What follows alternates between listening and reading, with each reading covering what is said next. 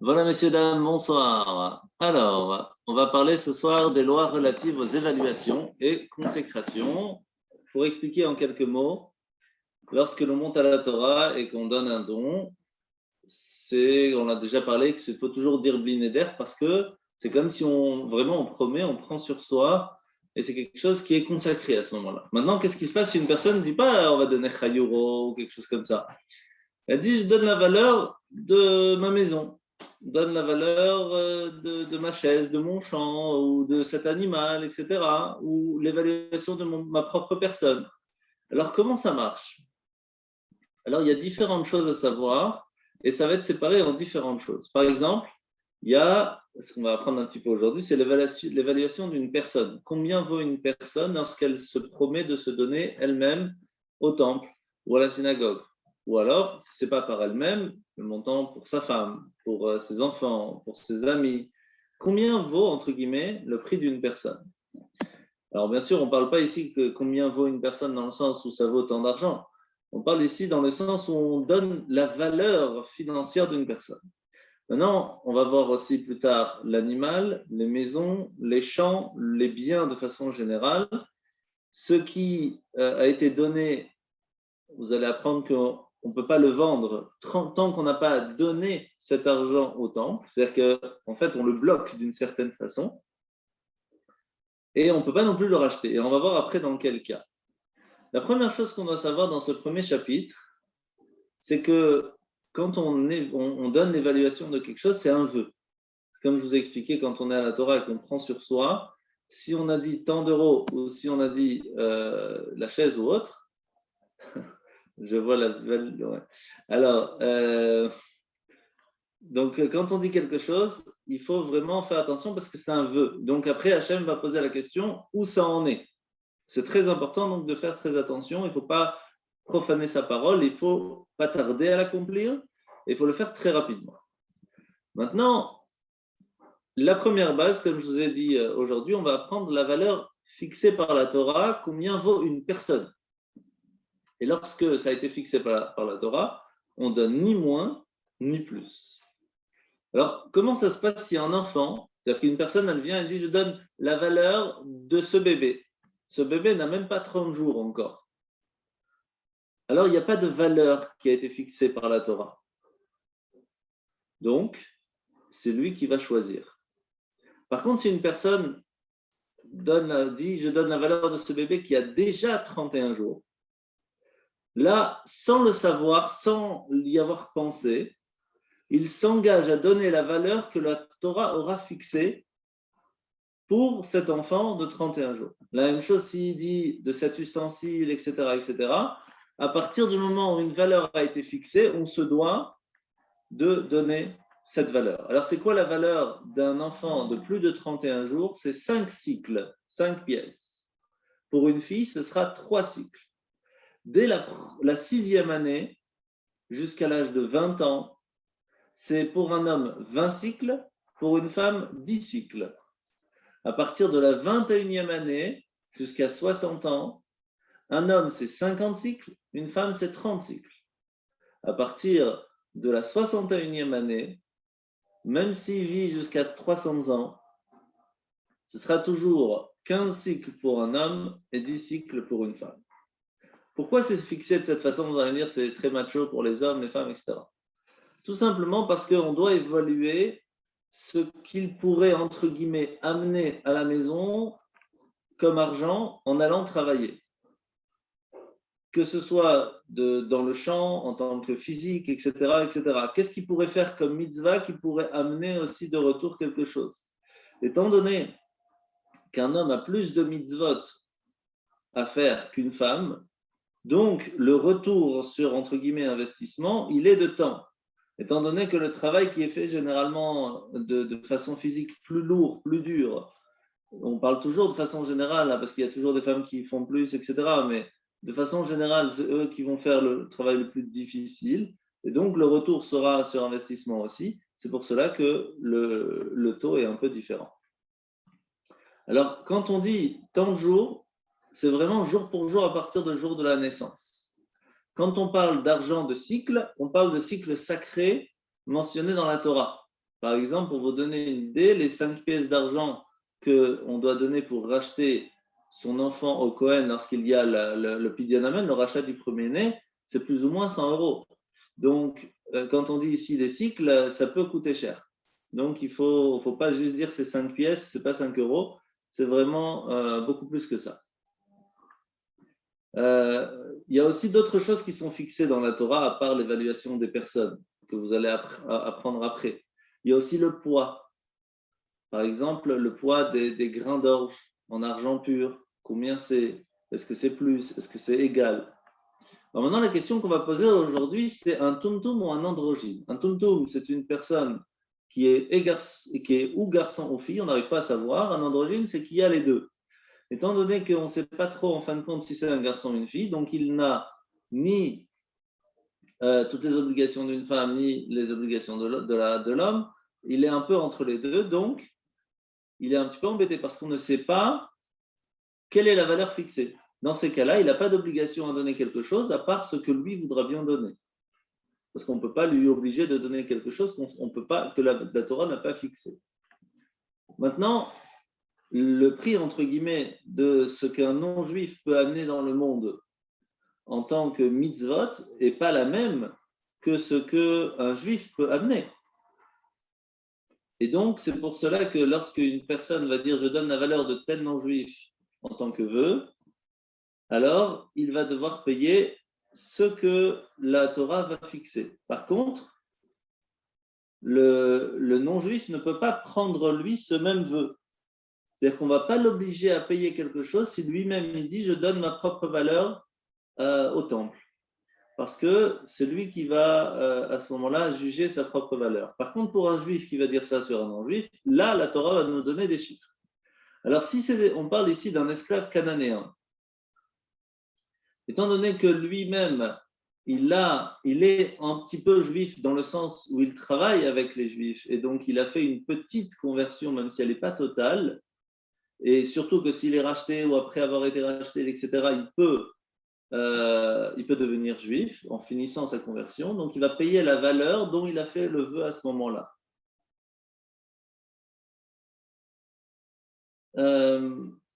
Maintenant, imaginez qu'une personne est très malade, très très très malade, ou qu'elle n'est pas belle physiquement, on va dire, et qu'il lui manque par exemple un membre, aveugle, manchot, tout ce que vous voulez. Eh bien, ça ne nous regarde pas. La valeur de la personne sera toujours par rapport à son âge.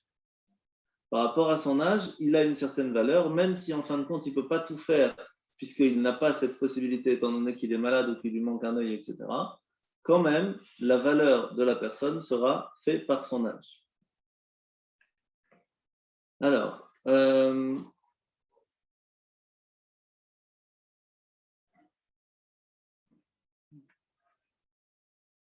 imaginez que quelqu'un va dire qu'il s'engage à payer la valeur de telle personne. Alors, on va aussi vérifier quelle est la valeur de la personne, même s'il n'a pas dit directement qu'il donne sa propre personne ou telle personne au temple. Le fait d'avoir ajouté la valeur ne va pas changer grand-chose en fin de compte, puisque c'est de toute façon, c'est la valeur qui va être payée au temple. Alors, maintenant, à quoi va servir cet argent lorsqu'une personne va donner sa valeur ou la valeur d'un enfant ou d'une personne au temple? C'était utilisé pour l'entretien du temple. Et il y avait un endroit qui était assigné dans le temple, qui était consacré pour l'entretien. Dans l'entretien, il y a énormément de choses. Ça peut être les reconstructions, comme on sait qu'à un certain moment, lorsqu'il y a eu la reconstruction du temple après l'histoire de Hanouka, etc., il y a beaucoup de juifs qui sont venus donner de l'argent. Cet argent a été utilisé pour cela. Sauf qu'il y a une autre caisse qui, elle, est utilisée pour payer les sacrifices. Ça doit vraiment être deux caisses séparées. Si on commence à tout mélanger, c'est la catastrophe, ce qui se passe souvent même dans les Sina, et c'est problématique. Il faut vraiment qu'il y ait une caisse pour les kidouches, entre guillemets, une caisse pour les entretiens quotidiens ou autres, réparations, et une autre pour tout ce qui pourrait être à part. C'est comme ça que cela fonctionnait dans le temps. Alors, Maintenant, si un non-juif vient et il dit quand même qu'il est prêt pas à donner sa personne au temple, mais de donner sa propre valeur. À ce moment-là, il précise. Dans ces cas-là, eh bien, il se doit de payer la somme correspondant à son vœu. Par contre, on ne la dépose pas, cet argent-là, dans la chambre. Pourquoi? Parce qu'on ne peut pas utiliser l'argent d'un non-juif pour améliorer l'entretien du temple ou l'entretien même de la ville de Yerushalayim. Parce que on ne veut pas qu'aucun non-juif puisse dire « c'est grâce à moi que le temple est joli aujourd'hui ». Et c'est pour ça, par exemple, que le roi Salomon, lorsqu'il a construit le temple, il avait énormément de trésors que le roi David a eu grâce à tout le butin qu'il a fait pendant les guerres. Eh bien, qu'est-ce qu'il va faire? Il ne va pas utiliser cet argent que son père lui a légué. Il va faire son propre argent en faisant des business, etc. Et c'est avec cet argent-là qu'il va construire le temple. Pourquoi? Pour ne pas que les gens puissent dire « Ah, ben le temple de Jérusalem, il a été créé, il a été construit grâce à quoi? Grâce à l'argent qu'ils nous ont volé, qu'ils nous ont pris. » Pour ne pas que cela puisse arriver, on ne prend pas l'argent d'un non-juif pour entretenir le temple. Alors, on fait quoi? La première chose qu'on fait, c'est qu'on lui demande « À quoi veux-tu que cela soit utilisé ?» On peut quasi tout faire avec, sauf pour l'entretien du temple. Et s'il dit « J'ai fait un vœu pour les cieux », eh bien, on enterre cette somme d'argent, on ne l'utilise même pas. Maintenant, si une personne elle est agonisante, étant donné que la grande majorité des agonisants sont voués à partir, il est considéré comme pas vivant, en tout cas par rapport à sa valeur monétaire. Ou la même chose, une personne qui est condamnée à mort par un tribunal rabbinique, parce qu'il a fait une faute très grave. Eh bien, si une personne dit « je donne la valeur monétaire de cette personne », ça ne vaut rien. Étant donné qu'il est déjà condamné, c'est fini. Et donc, il n'a aucune obligation à donner quoi que ce soit. Maintenant, si par contre la personne qui est condamnée à mort, elle fait vœu de payer tant de choses, la valeur d'une chose ou autre, alors elle se doit de la payer. Parce qu'en fin de compte, elle-même, en prenant cet acquis, cette obligation, il montre qu'il est toujours vivant. Donc, il va se devoir de payer la somme qu'il a promis. Maintenant, un Cohen ou un Lévi, vous savez que c'est un petit peu différent. Étant donné qu'ils ont d'autres choses à faire, ils peuvent peut-être avoir une valeur différente ou peut-être se poser la question, étant donné qu'ils travaillent déjà dans le temple, est-ce qu'ils peuvent faire la tzedaka au temple? Et la réponse est oui. On peut dire qu'on donne la valeur de ce Cohen ou de ce Lévi, autant que ce Cohen et Lévi peut dire, on donne la valeur de telle personne, et ils vont mettre l'argent prévu dans la chambre pour l'entretien du temple, et c'est avec ça que cela va être utilisé. Et lorsqu'ils prennent sur eux de dire quelque chose, de faire quelque chose, ils se doivent de le faire. La même chose pour un mineur, s'il est arrivé à un âge où son vœu, sa parole a une certaine valeur, eh bien, comme on l'a déjà appris, à partir de la bar mitzvah ou bat mitzvah, à ce moment-là, eh bien, son vœu est établi et donc il se doit de payer. Alors, par contre,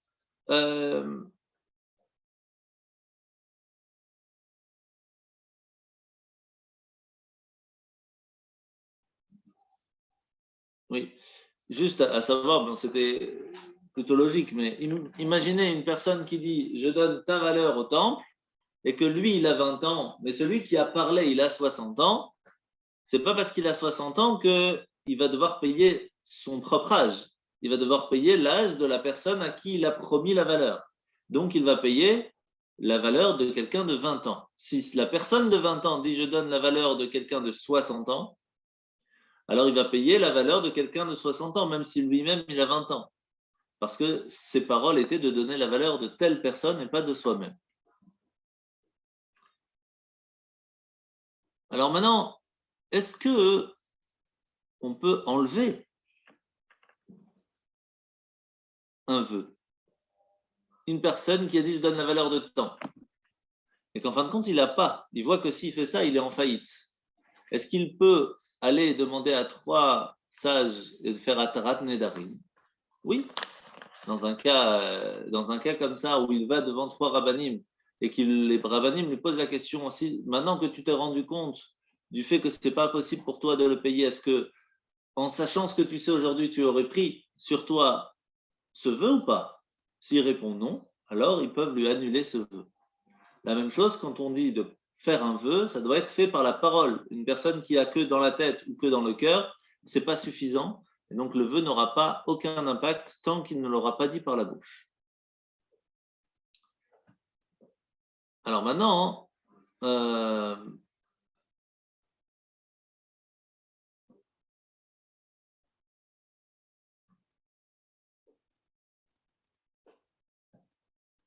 il faut savoir qu'il y aura quand même une différence, à part l'histoire de l'âge, dans la partie s'il est pauvre ou s'il est riche.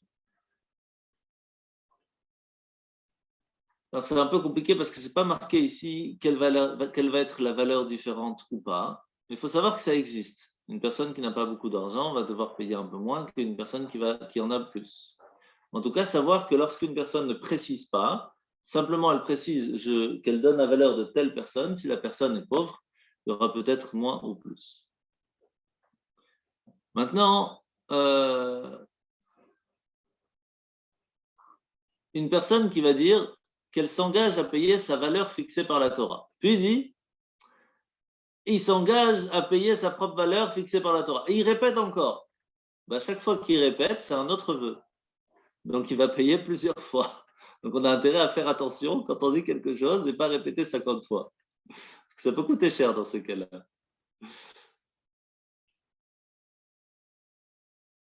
Alors maintenant, imaginez que quelqu'un il dit « Je m'engage à payer une valeur fixée par la Torah ». Mais il ne dit pas la valeur de quoi. Il ne dit pas si c'est d'une personne, d'un animal, d'un champ. C'est quoi la valeur minimale que la Torah a donnée comme prix? C'est 3 cycles.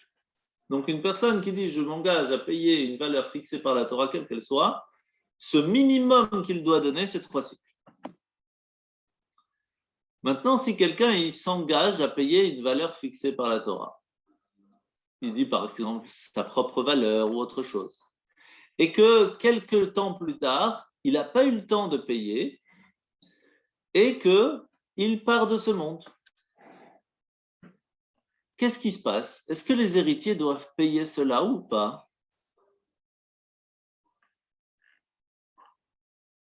Alors, ça va dépendre. S'il a déjà été évalué, c'est-à-dire qu'il est déjà allé au tribunal rabbinique, il y a le Cohen qui est venu, il a évalué, il lui a dit, étant donné ton âge, etc., tu vaux tant de cycles, alors les héritiers doivent payer parce que l'obligation est tombée.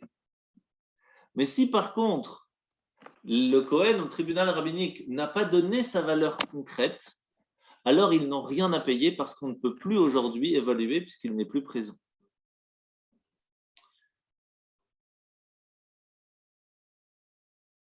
Alors, maintenant, quelle différence il peut y avoir entre les valeurs fixées par la Torah et les valeurs monétaires?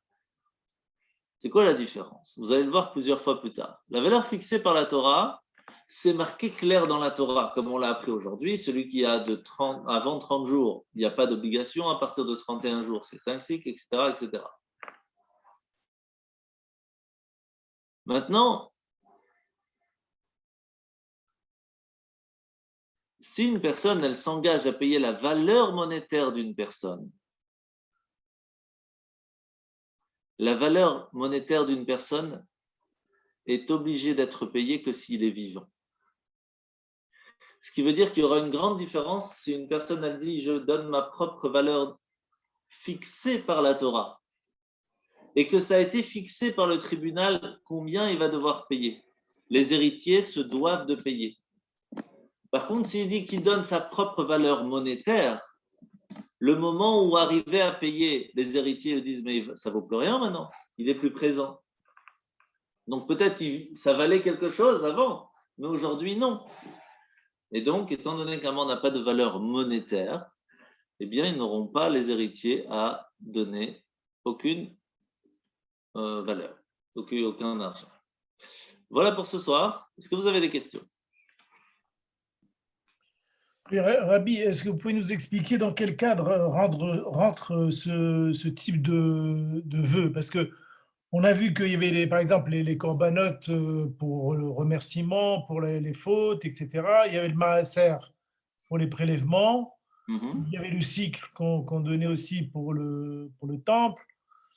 Donc maintenant, il y a ce vœu qui intervient encore. C'est pas une tzedaka, c'est pour l'entretien du temple. Dans quel cadre quelqu'un peut dire je vais payer pour quelqu'un d'autre? Dans quel, dans quel cadre on peut introduire ce type de vœu?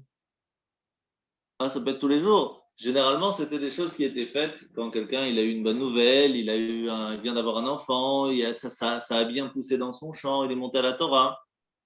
Et sans, attention, parce qu'on peut très bien monter à la Torah et dire, je vais te donner 18 euros à la synagogue, par exemple, mais que dans la tête, on garde l'idée d'utiliser son maaser. Ça rentre dans le cadre maaser. Si on ne pense pas spécialement au maaser, alors ça rentre dans le cas d'un don.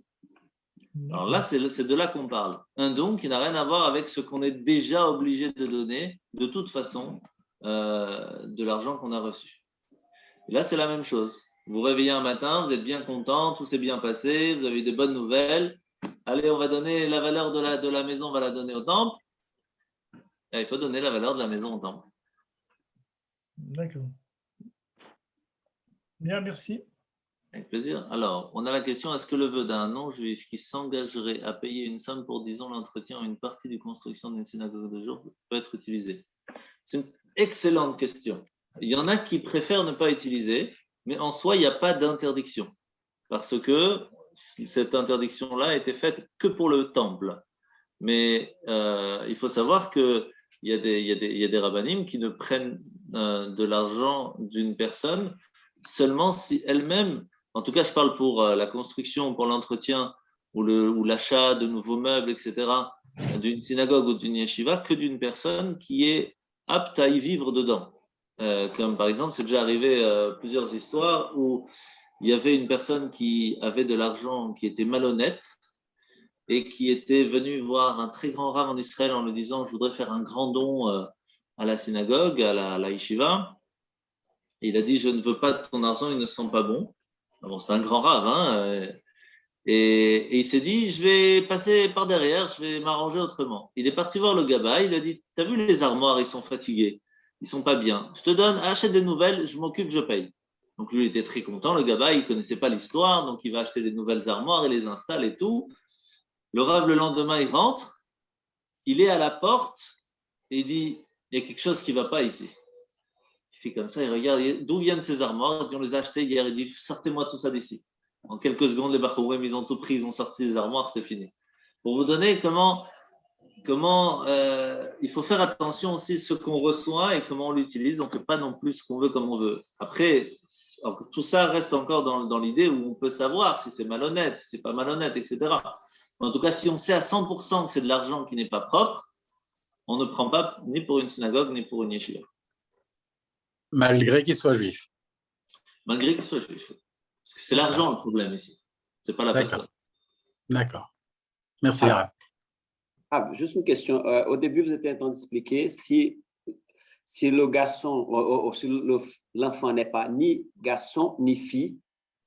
Et j'ai perdu, à ce moment-là, je n'ai pas entendu. Alors, donc, si on n'arrive pas, si on n'arrive pas à savoir s'il est ou garçon ou fille, ou alors il est les deux, c'est-à-dire qu'il est les deux en même temps, ce qui peut arriver, hein, dans ces cas-là, d'un côté, il n'a pas les obligations de la femme ni les obligations de l'homme, puisqu'il est les deux.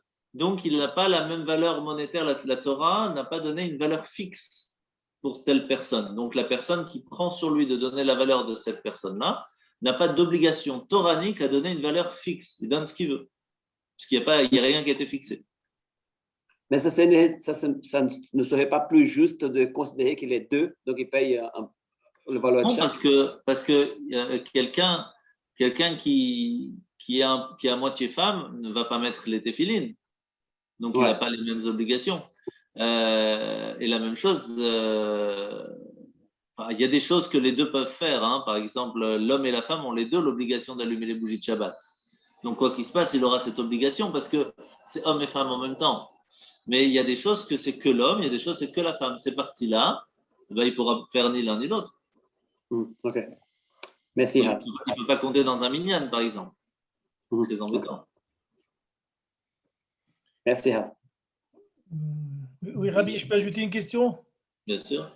Oui. Et c'est comment elle apparaît cette idée de la valeur de quelqu'un? Encore une fois, ici, Oh, c'est c'est pas, compliqué. c'est pas l'idée de dire telle personne vaut tant d'argent. C'est combien vaut ce que cette personne peut amener comme valeur monétaire ce mois-ci. Par exemple, une personne qui a tant de diplômes, entre guillemets, quand elle va travailler, à la fin du mois, elle arrive à amener tant d'argent. Cette personne, elle a moins de diplômes, elle peut amener tant d'argent. C'est un peu la même chose. Combien, lorsqu'une personne, elle dit, je donne la valeur de telle personne ou de moi-même, combien je vaux que je peux gagner par rapport à ça, cette valeur-là, je la donne au temple. D'accord, ok, d'accord. Ouais, d'accord. C'est la valeur de la personne, pas la valeur de la vie de la personne. Ça n'a rien à voir. Il n'y a pas de valeur à la vie. D'accord, ok. Bien, merci. Bah, écoute, On est bon pour ce soir? et si on demande la valeur de sa femme, est-ce qu'on peut demander son avis à sa femme avant de donner la valeur de sa Je vais femme? essayer, mais le fauteuil, il va être bien utilisé.